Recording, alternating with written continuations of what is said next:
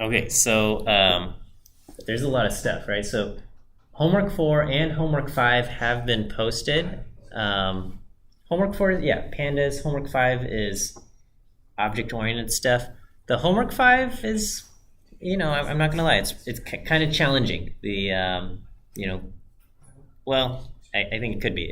It's deals with kind of poker hands, and if you're not familiar with poker, you might have to go online a little bit to just learn a little bit about poker hands.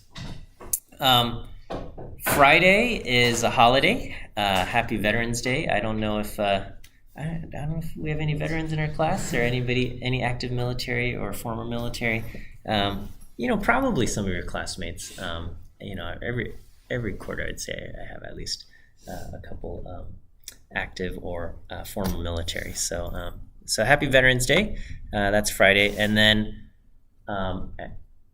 on Monday, I'm giving like an exam for my other class, and it's gonna like run over into here, and so I'm just gonna cancel Monday's class. Okay, so I hope you guys aren't too heartbroken about that. So I'm not gonna see you for an entire week. Okay, so next time I see you will be Wednesday on November 16th. So what's that? It'd be the worst week of my life. Worst week of your life? Oh, because we don't get to see each other? Is that what you're saying? Okay. All right. I thought you were going to say like something more. Okay. Well, all right. Feelings. Well, I don't know if I'm not going to go so far as saying the worst week of my life, but I will miss you guys. So, so no class Friday, no class Monday. We'll see you next Wednesday. As far as like content that I wanted to cover with Python, this last lecture is pretty much like it. And so, stuff that we do, I guess like weeks 8, 9, and 10 will kind of be a little bit more, I don't know, bonus type stuff. So yeah, did you have a question or? Yeah, so will there still be a view quiz on Friday or Monday? No, we're not having class on Friday or Monday, so no view quiz. So I think today's view quiz I'm not making due until the 16th. You guys are here, so you might as well take it today. But for those of the people watching the video, I guess there's no urgency until next week or something. So anyway, I have, I guess, a couple topics in mind. Maybe like I'll mention SQL and stuff, SQL. I guess we can do some intro stuff. But if you have like if there's topics in Python that you want to see, I guess I can touch upon like sklearn for like machine learning in Python. But this is like a lower division class, so I don't know if you guys are. So some of you have taken like a machine learning course already, or have at least familiarity, and so there's like a risk in like teaching you like how to fly the jet plane without like giving you proper safety instructions. So I don't know. Huh? I was saying I think SQL would be interesting. Okay, yeah, SQL I'm comfortable with. That we can do. So we can do we can do SQL, and we can touch upon some other stuff in Python as well. All right. So that's that. Let's go ahead and take a look at today's content. Here we are. Okay. So I want to do a little bit more on OOP stuff, object-oriented stuff, and then introduce some what we call Pythonic features. So these are some features that are, I hesitate to say unique, but pretty, I'd say probably fairly unique to Python in the way it's kind of designed its languages. It's like these additional kind of like little tricks that Python has up its sleeve that I think makes it easy and actually maybe even pleasant to work with as a coding language. Okay, so what we've done so far is, we've been creating kind of this card class and a deck class and a hand class, and these are objects that, to kind of represent, for a card game, you start off with a deck, and the deck contains cards, and you can also have a hand, and the hand contains cards. And the cards basically contain two attributes, its suit and its rank, and we have a few methods that allow us to kind of print out what the card looks like. It basically just saying like the ace of clubs. And it also, we have a couple methods that allow us to compare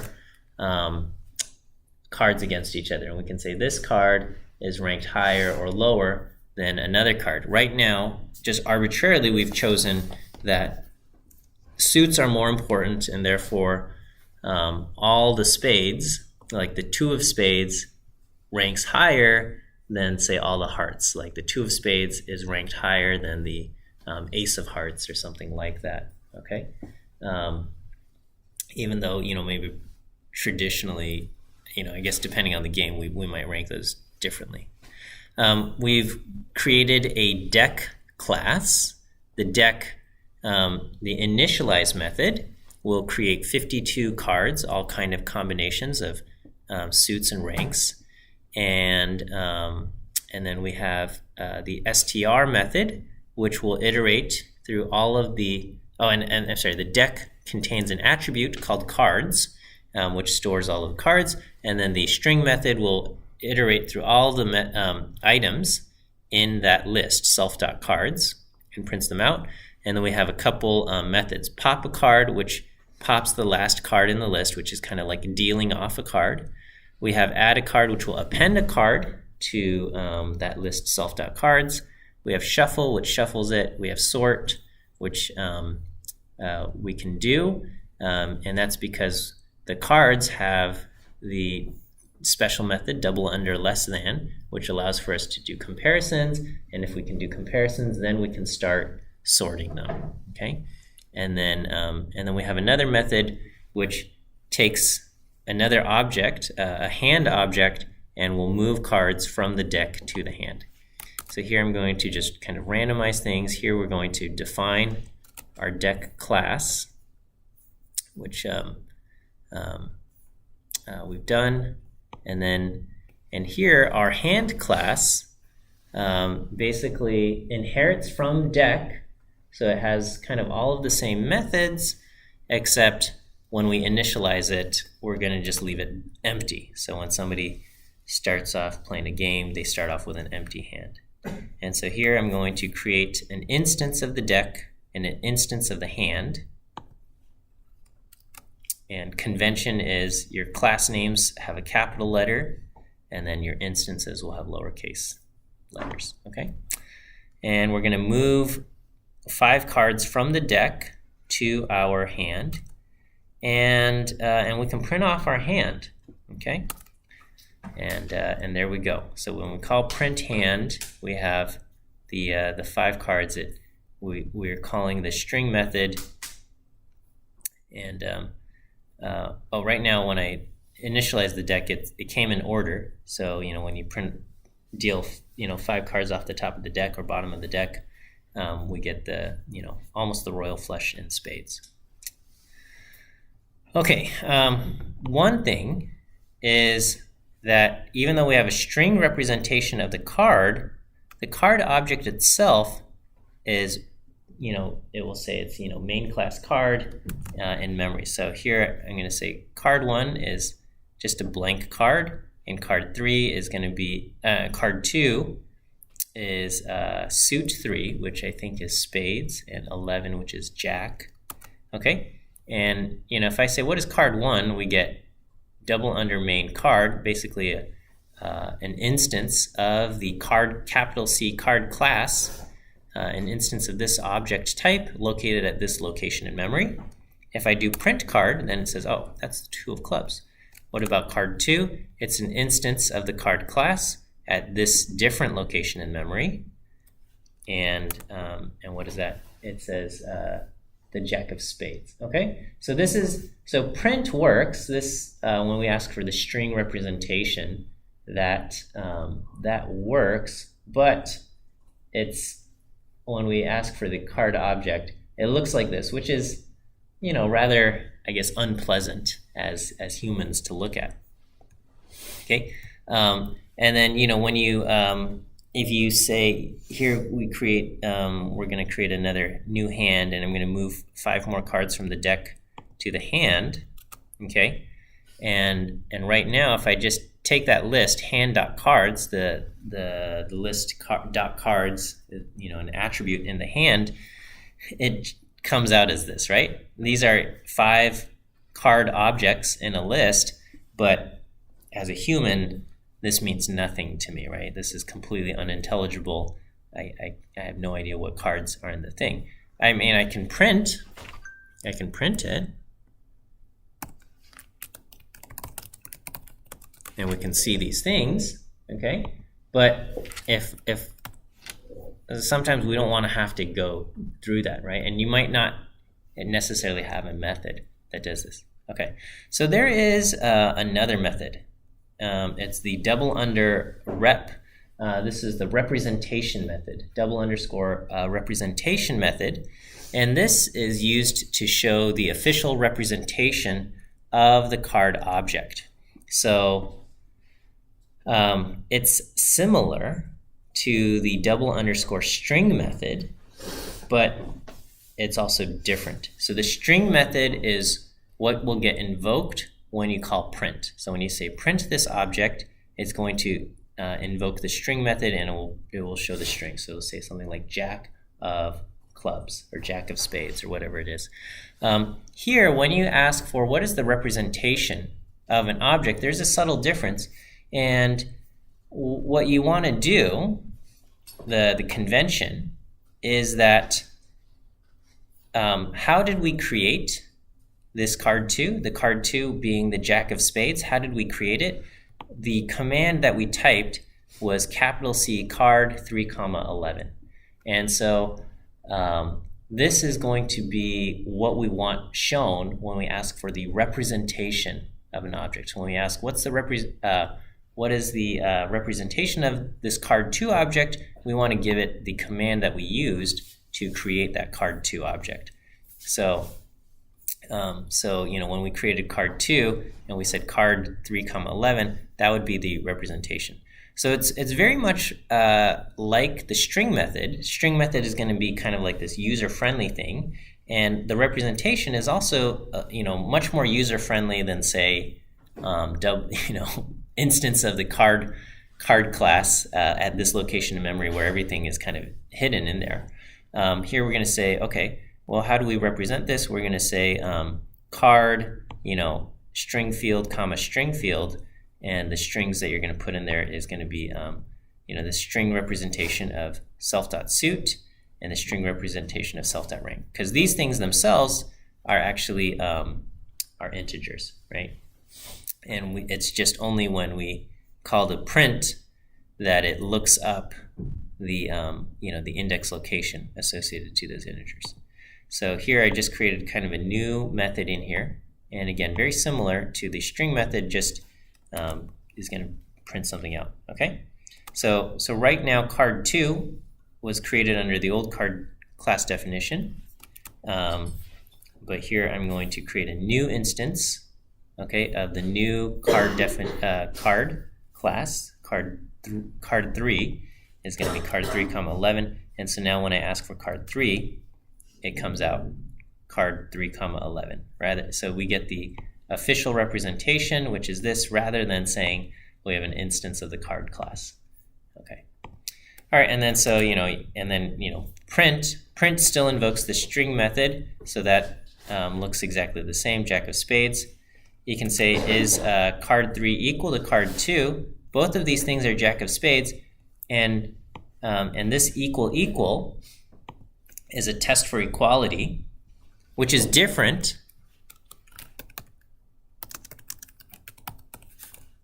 Okay, so when you say is it's asking, is it the same object in memory? And they're not the same object in memory, so that's going to come back false. but we can ask, are these two things equivalent? And that's going to invoke the equivalency method.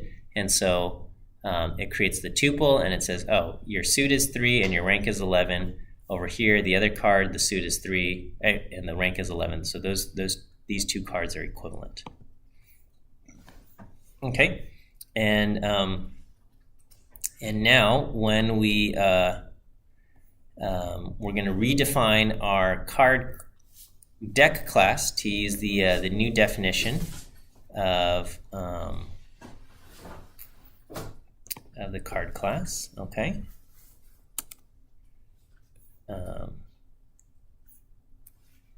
And we'll do that. Okay, and so now when I create a hand and I move 5 cards over, I have King of Spades, Queen of Spades, Jack of Spades. So this is the string representation which gets invoked when I call print. And I can also ask for, what is this attribute, hand.cards? What are the cards in this thing?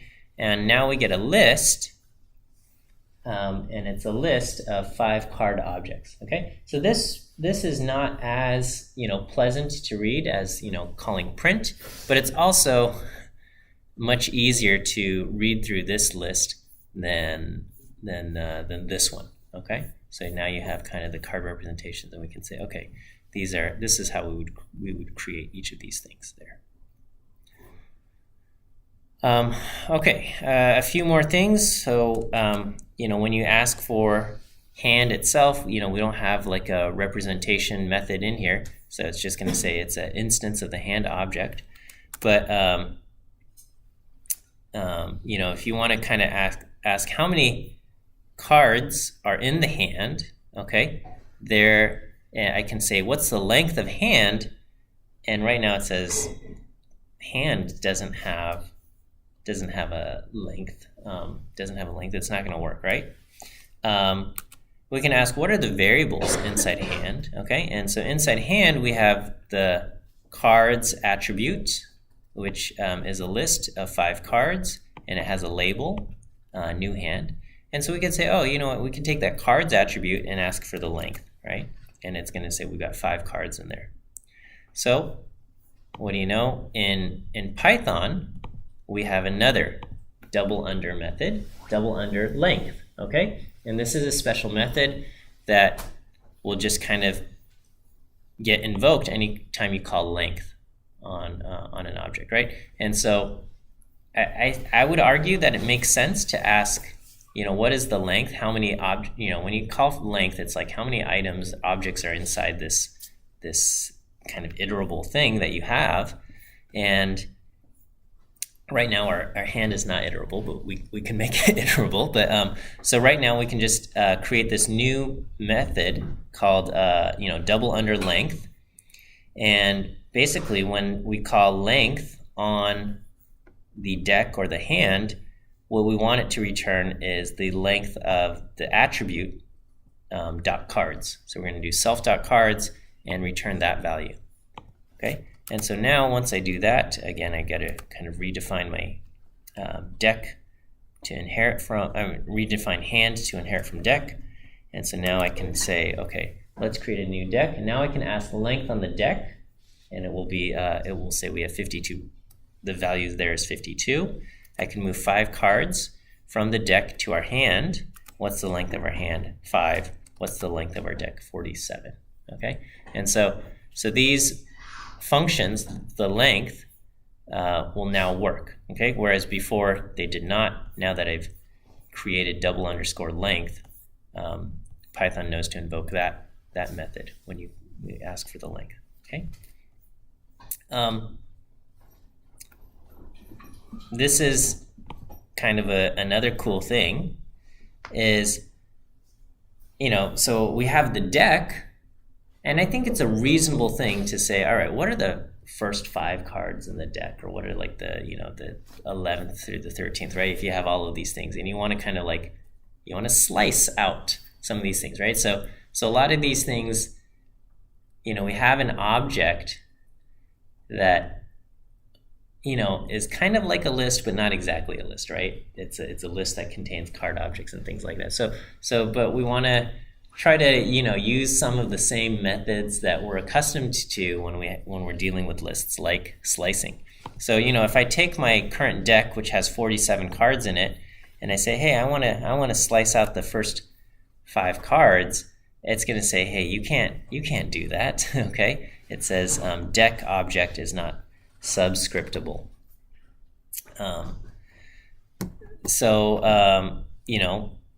What do we do there, right? What if I wanted to kind of iterate through the deck? I've got 47 cards in my deck right now, and I wanted to do something for each of these things, okay?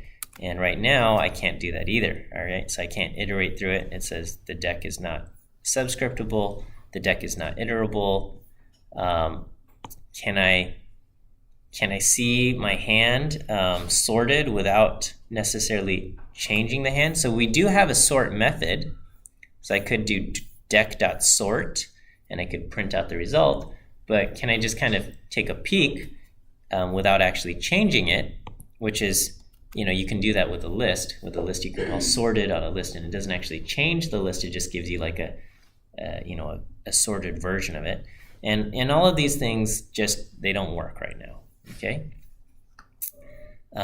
So what you can do is you can make your class behave kind of like a container, all right? So kind of like a list, kind of like something that we can iterate through, and that's achieved by this one special method, getItem, okay? And so as soon as once you define this getItem method, then suddenly it will give us access to kind of all of these things, slicing and iterating and doing, sorted requires that we have getItem and the comparison, the less than operator.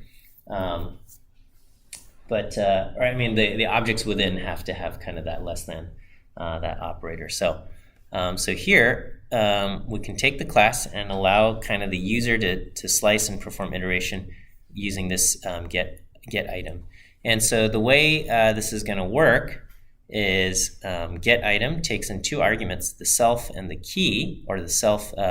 So in our case, the key is going to basically be the position, and what we want to do is we want to say, okay, if somebody calls getItem, what we want to just do is we want to return the card at that position.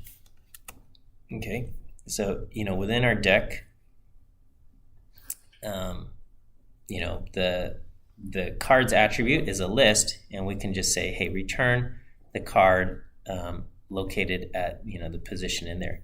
So all I do is I'm just gonna I keep building my deck class definition, and so now I have this this method double under getItem self comma position, and what it's going to do is it's going to return whatever's located at that specific position. And this one method suddenly makes our deck class behave a lot like Python lists and all of the kind of nice features that we have. Let me give you your first view quiz answer, which is the letter C. C as in cat. C as in cat is your first view quiz answer for today. C as in cat. All right. So do we feel okay with all of the methods that we've defined so far? Init, string, length, getItem. Okay. So here I'm going to create a new instance of the deck based on the new definition we gave it. Okay, and when we print this out, we get all of these cards in from the ace of clubs all the way down to the king of spades. And now I can slice the deck. I can say, give me the deck from 0 through 8. Okay, and when you do this, you get the card representation. You don't get kind of necessarily exactly this kind of printed out version, but we have that. Okay, we can go through and you can slice it and you can say print each thing. So I could say for item in deck 0 through 8, print the item, and then it will print out these things, right? And then you can slice from 10 through 18. So all of these kind of the slicing things, 10 through 18, step size 2 or something, you can do all of those slicing operations that we're accustomed to. Okay. Okay, I guess I wrote that here. So here, so 12::13 is basically start at the 12th card and then go all the way to the end, so there's no end, and then your step size is 13. Okay, well, we have 13 cards in each deck, or in each suit, so we're going to end up starting off at 12th index will be the king, and then we're going to be pulling out the king from every suit. So if I print items there. Okay, we'll create, yeah. So is using that like for item in deck and then the subset print item the only way to get it to show the actual cards when you splice? Yeah, because if I just do print on deck,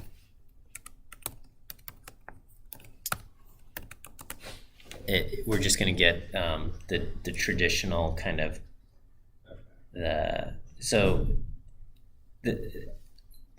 I don't know. It's a feature. This is the intended thing is that it's going to give you exactly what you ask. And right now, what we have is the way we wrote the representation. Like if you wanted to, this kind of breaks the convention of what representation method is supposed to do. If you wanted to, you could make the representation method in a card be the same as the string method for a card, okay? And then it will look the way you want. That's not the intention of that representation method. And yeah, so when you produce a list where contains all of these objects, it's going to print out the representation, which is this. So, and then yeah, if you want it to be string, then you have to kind of invoke.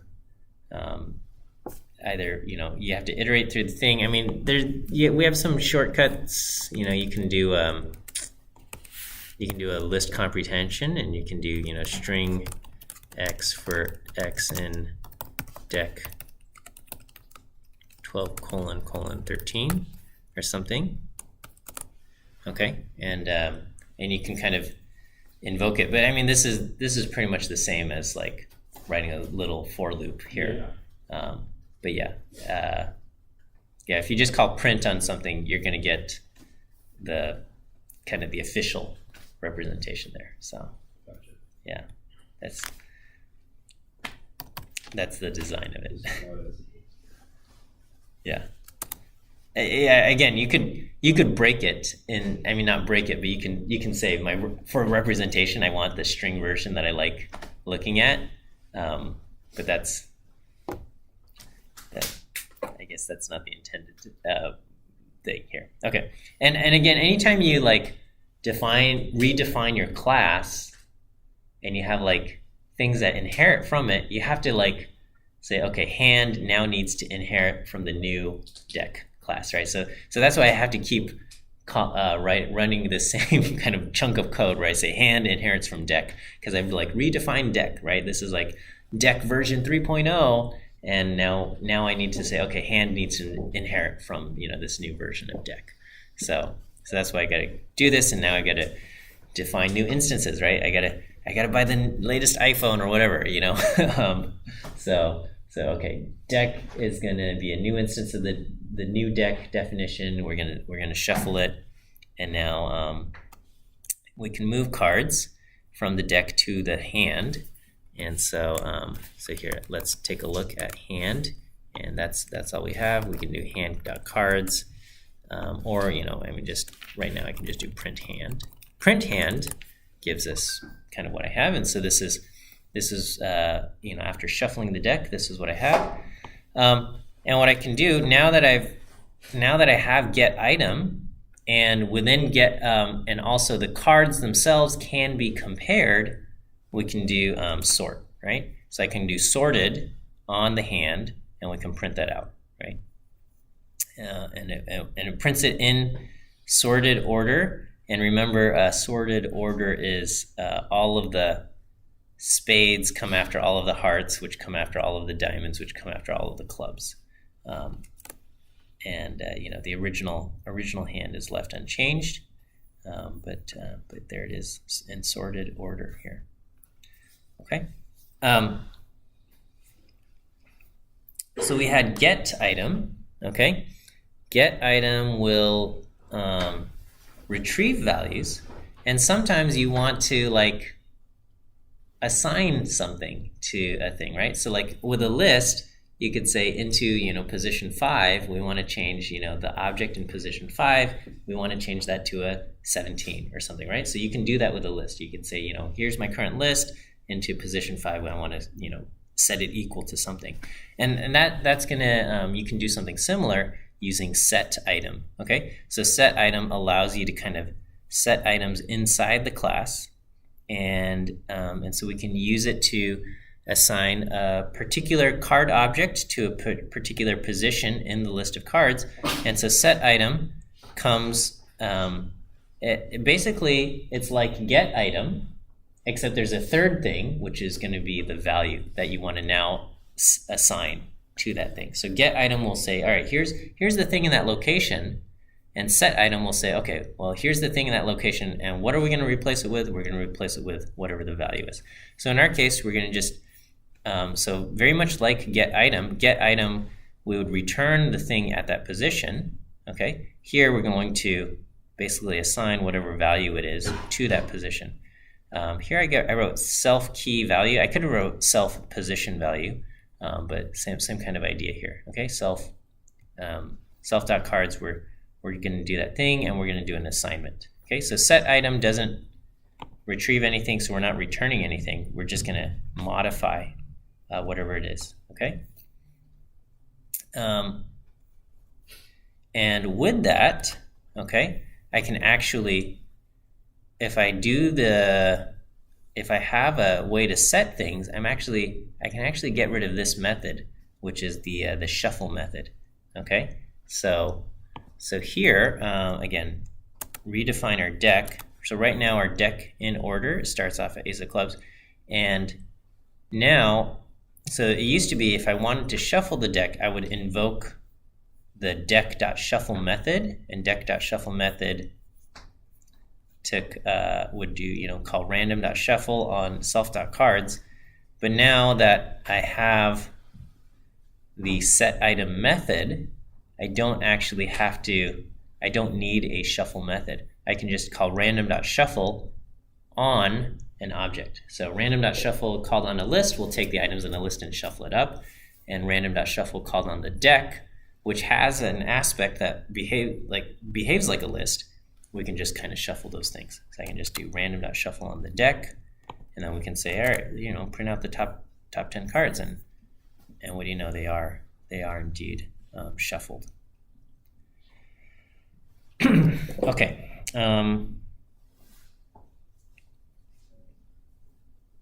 do I, what's my view quiz? Second view quiz answer is B. B as in bear. B.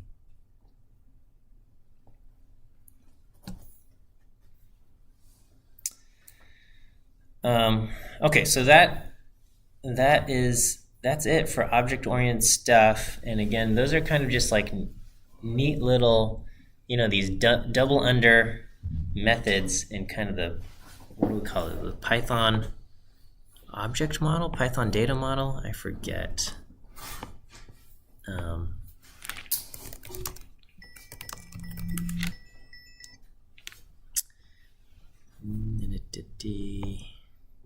So Python, there's too much stuff. But that's those are some of the things. Okay, and there's kind of a few more like nice little features that Python offers that, again, these aren't necessary, right? Like as far as like having a language that is, I don't know, what do we call it? Turing complete, that's able to kind of do everything. You know, you only need like a few key things, but you know, Python just does a lot of stuff that's like, oh yeah, you know, this is rather convenient. Okay, so basically, you can have these things called conditional expression, and it's basically like compressing a, you know, like an if-else statement into, you know, basically like one line here. Okay, so here I've got the value x is -3, and we want to say, okay, well, you know, what is the log of x, right? And if I just call math.log, so log is always natural log. If I call math.log on a negative number, I get an error, right? Because we can't, you know, we can't do that. So so here I have this conditional statement that just says if x is greater than 0, then call log on it, and otherwise return nan. Okay, not a number. We can express this just kind of concisely, and we can just say, hey, y is equal to math.log of x, okay, if x is greater than 0, right? So basically we're just taking this and just turning it into one line, okay? So, you know, do this if x is greater than 0, otherwise store this, okay? And there you go, okay? And that's it, okay? So this is just, if you get accustomed to writing things in Python, I don't know how many other languages allow you to do something like this, where you kind of break this thing down into one line, where it's just kind of like this simple assignment operator. So it's kind of like an if-else statement in R. In R, you have an if-else statement. It's a little bit like that, but you have this kind of conditional thing here. So it's a convenient, and I think it actually makes it, you know, pretty easy to read your code back when you see stuff like this. All right, so here I've got factorial. So this one, it works here. I would say the conditional statement in this case does not make it more readable, though. Okay, so I think these are pretty easy to read. This, not so much. Okay, so this is your traditional, if n is equal to 0, return 1. Otherwise, you know, return n times, you know, the recursive factorial on n minus 1. And so you can call factorial 5 and you get 120. You can also define the factorial using a conditional expression, and you can say return 1 if n is equal to 0, otherwise return n times factorial n minus 1. And this is technically exactly the same as the other thing, and it's going to work. In my opinion, now it just gets harder to think about. So, you know, the goal isn't how many, you know, what's the fewest lines of code I can write, right? You know, sometimes people get into like little funny contests with themselves, and it's like, oh, what's the least number of characters I can write? And that's not the point. The point is, like, if I come back later and I read this, like, is this easy to, like, can I understand? That should be your goal, right? Readability for future generations of yourself, really. The saying is, the person you collaborate most is yourself in the future, or yourself in the past, but, you know, that person is not going to respond to your emails. So always, you know, write it in a way that you can understand, and add comments as necessary. Okay. We've seen this. We've seen kind of argument unpacking with stars, and you have keyword arguments. So if you have like a dictionary, you can kind of unpack them using the double star. All right, so here we can have a function that says, print everything. And we'll just take whatever arguments, some variable, some list of things that, we don't know how many values it's going to be. And so here I'm just giving it 5 values, and it's going to kind of pack them into a tuple, and then we can iterate through all of the values. Okay, so this is not super impressive, but here let's take an example and kind of run with it a little bit. So I don't know if you guys are familiar with like dice games. So you can have like in like Dungeons and Dragons or these things, you often throw like a whole bunch of dice, and we could say, all right, you know what? Let's take this function roll. We'll take in like basically kind of like a list of dice. So here, when I do roll 20, we're going to say, hey, roll a 20-sided die and tell me what number you get. Okay, and here we're going to say we're going to roll 3 dice, 2 6-sided dice and 1 20-sided dice. Okay, and here I'm going to roll 4 dice. 2 are 6-sided dice and 2 are 20-sided dice.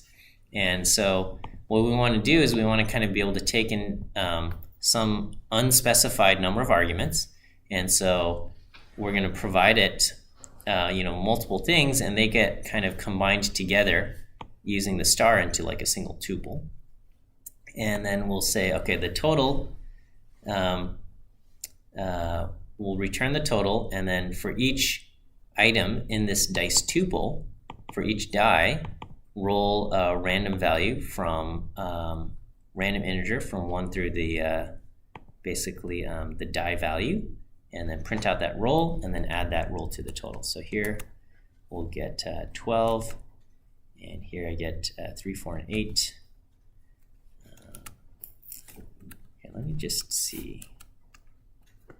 I'm wondering if did I code this wrong? Oh no, it works. It's like because I forgot how random int works. I want one value from die 6. I think will give me up to values as big as 6. So these are the different dice that we get: 6, 5, 4, and 20, add up to 29 or something like that. Okay.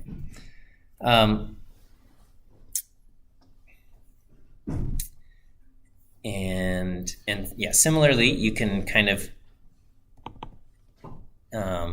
you can take into some unspecified number of things. You can also take into some unspecified number of kind of keyword arguments, like a dictionary or something. And then to undo that, you use double star quargs. The convention is to do single star args and double star quargs for keyword arguments, but this is just an arbitrary word. Doesn't actually have value. So we're going to say, print the contents, and then, it's going to iterate through basically quargs.items. So with the quargs, you can think of it as a dictionary, and it's going to basically unpack each dictionary item into, a key and a value. So we're going to say key, and I'd use the older format, but, we can do colon S. I'm afraid I'm going to break this now. Okay. It used to be you would use like the percent S for things, and it still works. This is kind of the newer convention here. Okay, so here I say, all right, I give it kind of like a list of keys and values in this not quite a dictionary thing, but you can make it. You can pass it a dictionary just fine as well. So here I say, California. This is just some nonsense function here.